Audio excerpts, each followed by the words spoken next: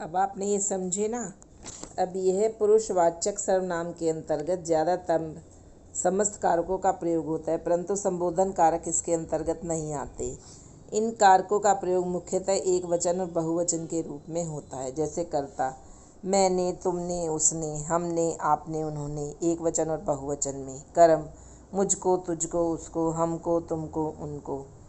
करण मुझसे, तुमसे, उससे, हमसे, आपसे, उनसे, है ना। कर्ता ने कर्म को करण से संप्रदान, मेरे लिए, तेरे लिए, उसके लिए, हमारे लिए, आपके लिए, उसके लिए। तो ये आप सब पढ़ लेना। फिर है निजवाचक सर्वनाम यानी रिफ्लेक्सिव प्रोनाउन। जिन शब्दों का प्रयोग कार्य करने वाले व्यक्ति की निजता के लिए किया जाता है उन्हें निजवाचक सर्वनाम कहते हैं। मैं अपना सारा काम खुद करती हूँ, खुद यानी स्वयं, तो निजवाचक। रमेश अपनी दवाई स्वयं लाता है, स्वयं, है ना ये। फिर है निश्चयवाचक सर्वनाम। जिन शब्दों के माध्यम से किसी व्यक्ति, वस्तु या स्थान के विषय में निश्चित जानकारी प्राप्त होती है, वह दूर की हो या समीप की, वे निश्चयवाचक सर्वनाम कहलाते हैं। जैसे वह ताजमहल है, तो इसके बारे में निश्चय कि ये ताजमहल ही है, तो इसलिए यहाँ निश्चयवाचक सर्वनाम है, वह ताजमहल है।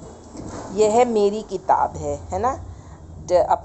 अपनी चीज़ को अपना कहना, तो ये निश्चयवाचक सर्वनाम है। यह मेरी किताब है, तो ये निश्चयवाचक सर्वनाम है। अब है अनिश्चयवाचक सर्वनाम। जिन शब्दों के माध्यम से किसी व्यक्ति, वस्तु या स्थान के विषय में निश्चित ज्ञान प्राप्त नहीं होता, स्पष्ट रूप से निर्णय नहीं लिया जा सकता, वे अनिश्चयवाचक सर्वनाम कहलाते हैं। जैसे कोई, कुछ, किसी आदि। देखो वह कोई, वहाँ कोई वस्तु पड़ी है, कुछ पड़ा है लेकिन ये नहीं मालूम क्या पड़ा है।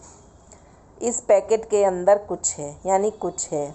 जैसे दरवाजे पर कोई है, या पानी में कुछ गिर गया, तो इस तरीके से अनिश्चयवाचक सर्वनाम वहाँ पर होता है जहाँ हम 100% श्योर नहीं होते।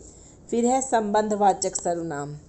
जिन शब्दों द्वारा एक का दूसरे से संबंध स्थापित होता है उन्हें संबंधवाचक सर्वनाम कहते हैं। जैसे जिसकी लाठी उसकी भैंस, मेहनत का फल मीठा होता है, जैसी करनी वैसी भरनी, जैसा बोओगे वैसा काटोगे। तो ये है संबंधवाचक सर्वनाम।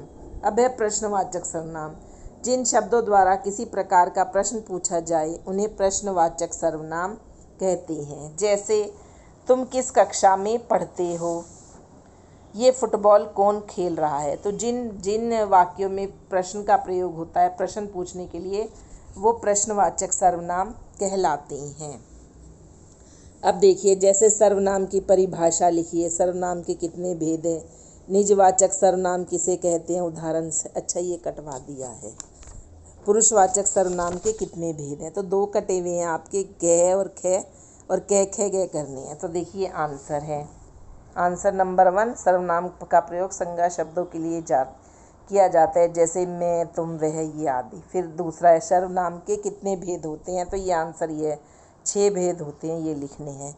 फिर है पुरुषवाचक सर्वनाम के कितने भेद होते हैं, तो ये सबसे नीचे है। सर्वनाम शब्दों का